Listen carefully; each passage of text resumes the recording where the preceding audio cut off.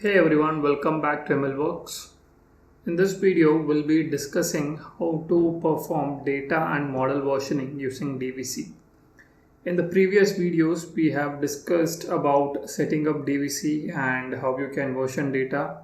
And we also discussed about building a data pipeline where you had raw data coming in and then featureizing it and then applying machine learning model on top of it. Okay, and we created a whole pipeline in the previous video. Now in this video, we'll be discussing about much more about like data versioning and also model versioning and how to switch between the experiments or how to switch between a data and a new experiment or new model. Okay, so we'll discuss those aspects of DVC. So to get started, what we have to do is we have to set up an environment for DVC, and which we have done in the previous video itself. You can go and check that out. And in this video, the task is quite simple. Okay, so first we have to train a machine learning model on a specific data set of 1000 images, and this is like called cat and dog classification. And then what we'll do is we'll track the data, we'll track the model, and then we'll version it or tag it. And then what we'll do is we'll train another model on a much more larger data set than previous data set, and then again we'll version it and track the data. And what we'll do is next we'll switch between the experiments as required and we'll understand how that works. Okay, so for this experiment we'll also be using a script developed by KRS team for dog and cat classification. We won't be developing our model training code. So with that we'll get started. So the prerequisite is DVC, Get, Python and KRS or TensorFlow. So let me go to the terminal first, and as I said, I have already created the DVC environment. I'll just switch to that environment first. So source is equal to DVC hyphen env and bin activate. So we are inside the environment now. What we have to do is we have to take a new experiment. So since I have done this experiment earlier, so I'll delete the existing experiment and we'll start new. So I have example, I guess, yeah, I'll remove this. Okay, so this is, so let me cancel this one. I'll just do force, right? RF, yeah. So this will delete all the files and this folder as well. Let me see if I have anything like example now. Yeah, we don't have. Now we'll start fresh. So first step is to import the sample code, okay, which is this one, and we'll just clone this and switch to that repository. Now this is a DVC initialized repository, okay, meaning you have a Git repository that is turned into DVC by using a command called DVC init. So it is already done, so we don't have to do that. So let me just do git clone. So it will clone the repository, and it is already a DVC repository. Let me show that.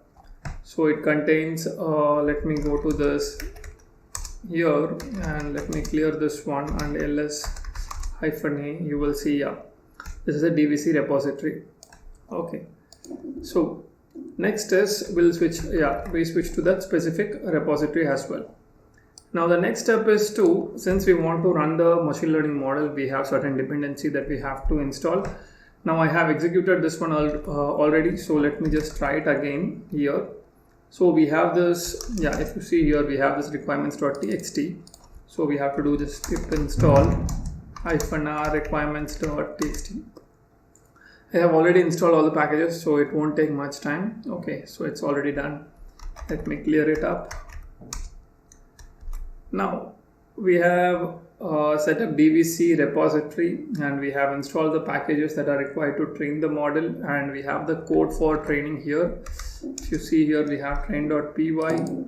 Okay, if you just want to see that, let me just do train.py and you will see this is the documentation for the data set and how it is aligned. This is the code for training the model and how the model will be stored. It is model.weights.h5 and So this is how the whole model will get trained on, okay, on the data set. So let me exit this one. Now first we have installed all the packages. So now what we have to do is we have to download the data set. So let me download it here. Now once the data set is downloaded, we have to unzip it and then remove the zip file. Okay, so this may take some time for downloading because it is around 40 MB file, right? So yeah, so once it is downloaded, what we'll do is we'll unzip the data and then rm-ef data.zip. Okay, now what you will have is data folder inside which you'll have your images. So if I go to data and go under the train, you have again images, cats and dogs and everything. Okay, so let's go back. Okay, so now we have removed data.zip also. We just have to track the data now. So we have to do data DVC add data. This will track the data folder. Okay, so to track the changes with the git run. Okay, so now what it happens, since you have given add data, it has created a file called .dvc, data.dvc, which is a metadata file representing the data. Okay, now if I do this, you will see data.dvc, and if you go and see data.dvc, so it contains that metadata of that specific data set. Now this is for data. Now what we have to do is we have to train the model, okay, for which the code is already present. Now let me do python train.py, and this will initiate the model training, and also it will evaluate on the evaluation data set, also validation data set.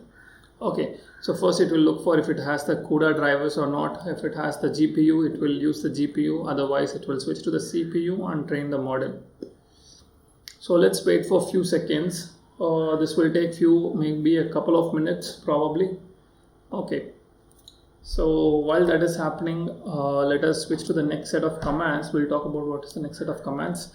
So what this will do is, this is training the model, okay, downloading the data set and training the model. Okay, all that is happening. While that is happening, at the end you will get a model which is model.weights.h5. Once you get the model, you also want to ensure that you want to track that model.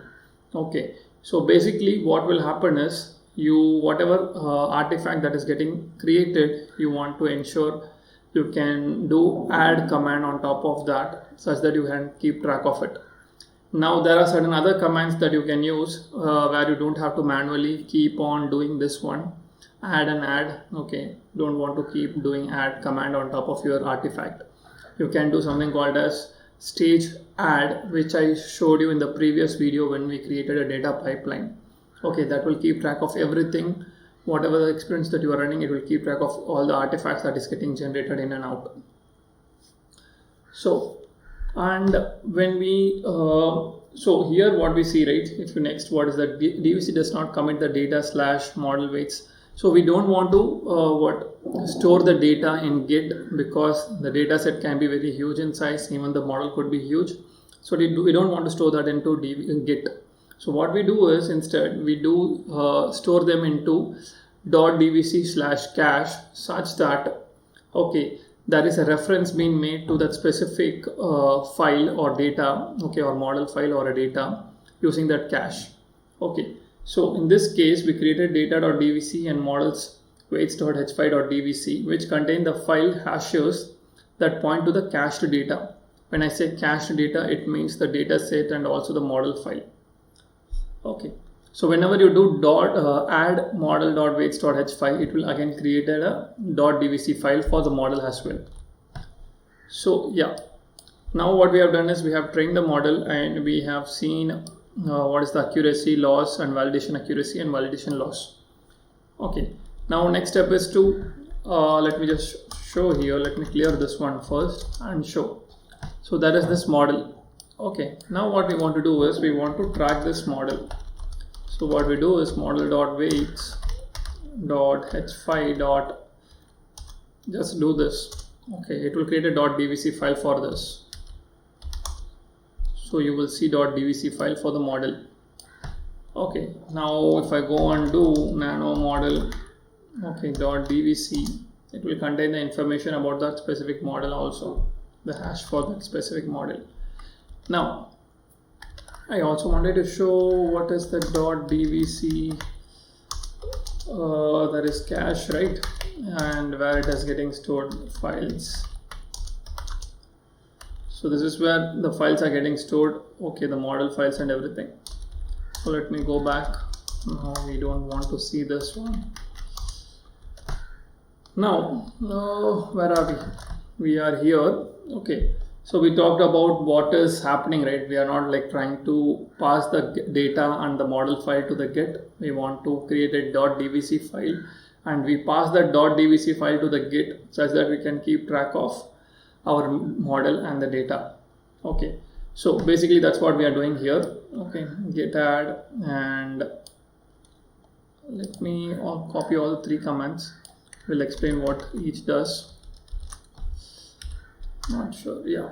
So here, if you see, what we do is we just, instead of passing the whole data file, what we do is we pass the .dvc file for the data, the DVC file for the model, and we have metrics generated from the model training. That metric is also being passed to the Git, and we also add this git ignore as well. And then what we do is in the next command we do commit, okay, and where we mention in the comment first model trained with 1000 images, and then we are tagging this whole commit as a tag, and the tag name is v1.0 and -m, this is a message I guess, and this is the message for that specific tag. Now we are done with one experiment, and we are able to track it with tag v1.0. Now so while doing the training, right, we also saw certain files getting generated. Let us understand that. So there are 2 files that got untracked, okay, which was these 2 files, and we'll look at those 2 files at the end. Okay, instead of, because till now what we have done is we tracked only 2 files. One is the data folder and the other is the model file, and we skipped this intermediate file that got generated here. Okay, we'll take a look at that at the end. So let me clear this one. Now let us switch to the second experiment, which is almost same as what we have done earlier. Just we have to take the new data set, and what this will do is it will unzip the new data and it will push it to the /data/train and to that specific folder, and it will update the number of images that is present there, either it is in cat or dog folder. Okay, let me run this. Okay, this will download the data set and it will try to unzip it and then remove the zip file after doing everything. Okay, so this is 22 MB file, and it is quite downloading quite fastly. So everything is done. So let me go to, if you want to just check, I can go here /data, and it will, the thing is you just have to make a count of the files, number of files, and you will see. But you don't have to do that because this is just same thing, right? You are just moving a new data from one folder to another folder. That's what has happened till now. Okay, so we have new data now, and we want to train a new model on top of it. So what we do is we again run the same set of commands. First we track the data and then train the model, and then we again track the model once the model is trained. So this will overwrite the existing model and whatever the existing data was that present. So it has tracked, it is now running the model, okay, and then it will track the model as well. So first it has tracked the data here, it created data.dvc. So we have to add that to Git again. Okay, instead of passing the data folder, we just pass data.dvc to the Git repository. Now this is training is going on, and this will take few minutes. So let us wait. So while that is happening, what will happen is there are certain models that was already present before this, and it will get updated, and it will update the metrics also, that is metrics.csv, and whatever the data was present, it has appended few more images to that. So everything got updated, I mean. Okay, so once that is done, what will happen is we have to again add those .dvc file to the git. Okay, so we'll do that in a moment. So this is where training is happening right now. So here it is 2 epochs, I guess. Probably it is, if you keep seeing the accuracy, it keeps increasing, 0.91, 0.92, then it's 0.3932, and then 0.943. Okay, this is slightly increasing. Okay, nice. So I think we are almost done, and next at the end, so here the experiment got trained. Okay, the model got trained, and then here we have tracked the model as well. Okay, so now we want to commit our .dvc files and the updated metrics, and then we have to commit that, and then we have to tag that new experiment as v2.0. okay, and this is the message that we are passing. Now let me just copy this and paste it. So here we have added the .dvc for the second experiment. This is the commit message, and this is the tag that we have given, and this is the model message that we have passed. Now you have two experiments, one experiment with the tag v1.0, the other experiment with tag v2.0. Now what you have to do is, if you want to switch to the other experiment, the previous experiment, you just have to do git checkout and use that tag. Okay, so when you just give git checkout v1.0, it will switch to the totally the previous experiment. It will move to the totally previous experiment. But if you want to switch to only specific aspect of the previous experiment, like a specific previous data, or specific previous model, then you have to mention that as well.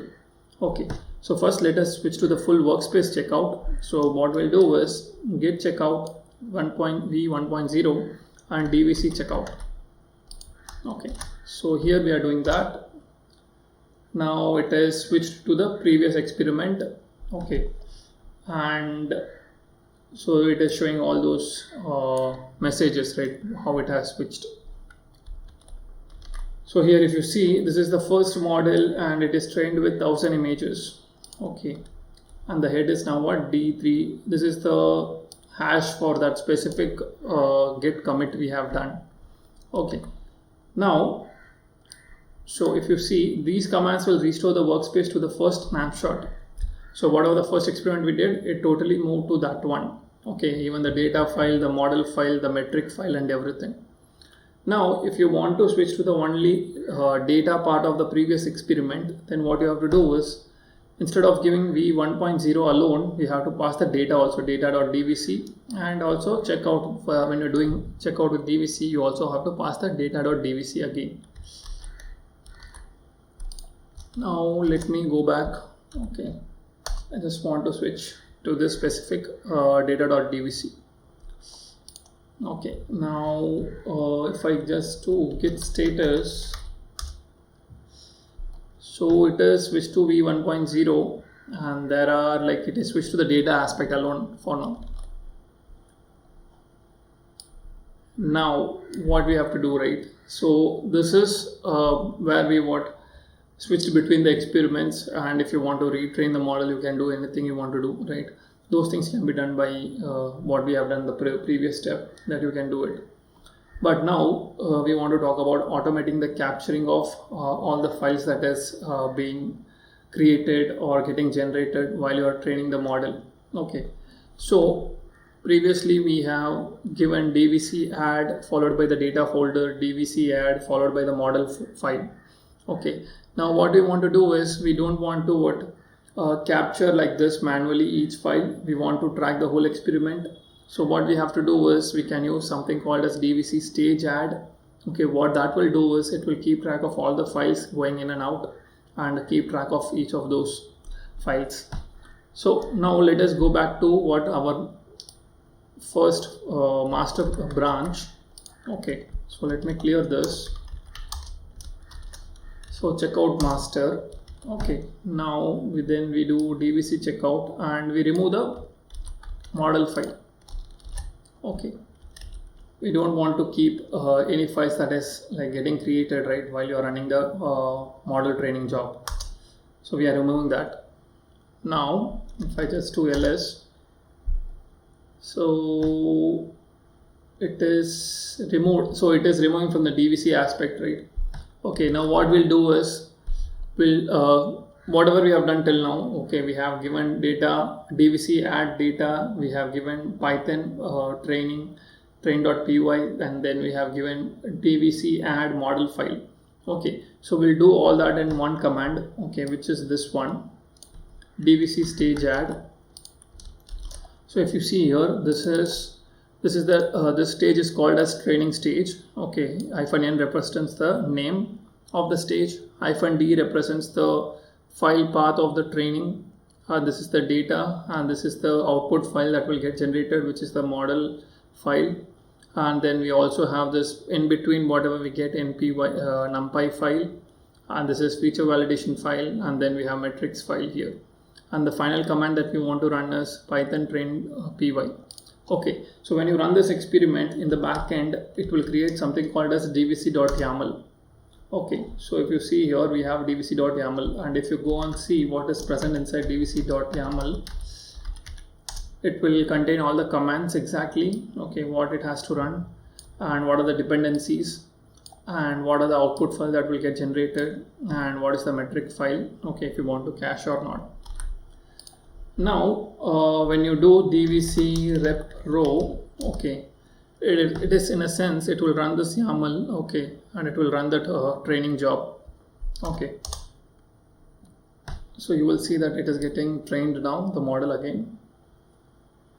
Okay, so this is, so since it has done that, it has created a dvc.log file, okay, which is nothing but your whole experiment got stored here. This is the state file in a sense, right? This is the state file of your experiment.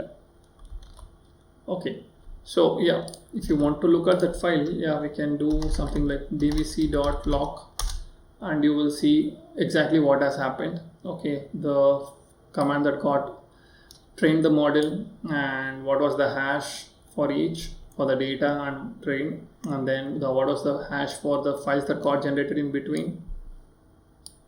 Okay, that's that. So yeah, we are at the end of this video. Okay, we were able to track the data and version the data, and also version the model and switch between the models version, and that's it. Okay, with that I'll conclude this video. Thank you for watching.